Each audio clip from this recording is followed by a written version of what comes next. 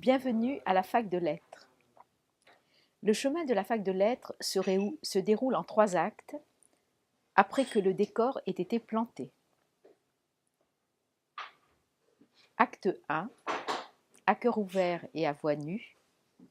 Acte 2, connais-toi toi-même. Acte 3, et tu connaîtras l'univers et les dieux. Devise bien connue, chère à Socrate, qu'il utilisait pour définir le chemin de vie, avec à sa clé la connaissance et le sens. La fac de lettres commence par une histoire vraie, celle d'un songe vécu en pleine tempête, intérieure je précise. C'est l'histoire d'un petit garçon muet, rayonnant au demeurant, qui court sur la place d'un village pour ameuter la foule afin de lui faire voir les merveilles du ciel. Regardez, c'est merveilleux. Sans succès, hélas, puisque la foule ne voit rien. Effectivement, la beauté est dans l'œil de celui qui regarde. La foule voit le tragique, le non-sens, l'effondrement, la fin du monde même. L'être incarné dans le petit garçon perçoit quant à lui le merveilleux. Que vient nous dire ce songe? Nous sommes la foule, mais chacun de nous est aussi cet être qui attend que l'on veuille bien aller à sa rencontre pour lui permettre de libérer ses rayons de lumière. Cet être qui aujourd'hui lance un appel vibrant à l'humanité pour accomplir son chemin de croissance sans lequel elle court à sa perte. Nos personnes ne sont en effet pas adaptées au monde d'aujourd'hui. Il leur faut grandir en conscience des choses, mais surtout en conscience de soi, afin d'être capable d'évincer la machine prête à balayer et à piétiner tout ce qui vit sur son passage. Chemin d'ombre et de lumière, chemin de conscience, de responsabilité, d'amour et de joie. Chemin riche de promesses et de découvertes pour la personne en quête d'être, que traduit la quête du sens de la vie, de sens existentiel, d'authenticité et de bien-être.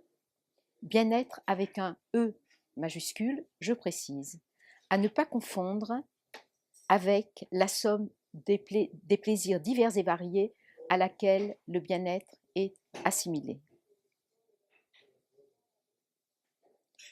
C'est cet être qui est mis à l'honneur dans les pages de la fac de lettres, mais aussi, contre toute attente, dans sa suite, consacrée au bon argent, dont je dis qu'il prend sa source dans l'être, tant qu'il sollicite le cœur et l'esprit.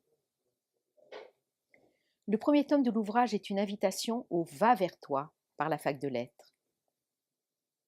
Les premières pages expliquent le comment du pourquoi de mon témoignage, en passant par le pour qui.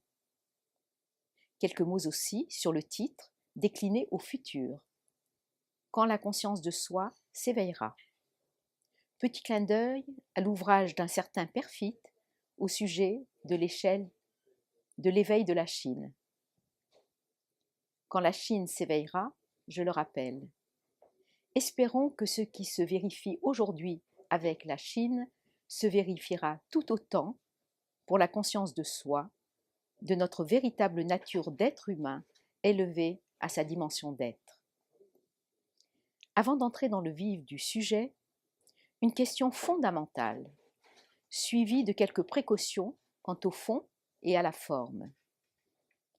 Une question tout d'abord posée à la personne en quête de sens. Que veut-elle exactement? Et qu'est-elle prête à consentir? Autrement dit, accepte-t-elle de se donner les moyens de trouver le sens recherché d'abord en elle pour ensuite l'incarner à l'extérieur? Car il ne suffit pas d'être acteur ou actrice dans le monde. Faut-il encore l'être tout autant, voire plus, dans l'au-dedans? C'est alors que la fac de lettres peut se révéler utile et sûrement efficace. L'être est exigeant. Il n'est pas là pour caresser dans le sens du poil la petite personne, mais que de récompense à la clé pour celle ou celui qui se trouve, trouvant par là même le sens de sa vie, le sens de la vie. Qui cherche trouve, je peux en témoigner. Mais une condition à cela, celle de chercher dans une grande sincérité et d'honnêteté vis-à-vis de soi afin d'écarter le risque de ne pas trouver. Et pour terminer cette présentation, je laisse la parole précisément à la conscience, conscience tout court et conscience de soi. Naissante, je suis. Je suis lumière au cœur des ténèbres. Je suis l'espérance, la chance, la grâce. Je suis plutôt être qu'avoir. Je suis le plus de l'homme et de la femme. Je suis l'éveil de l'humanité. Sans moi, la conscience n'est que ruine. Avec moi, elle est merveille. Je ne suis pas visible à l'œil nu, mais je vois. J'ai les pleins pouvoirs, mais je ne prends pas le pouvoir. Je sais que tout arrive à la bonne heure, comme le bonheur l'indique. Ce temps est proche, tout proche.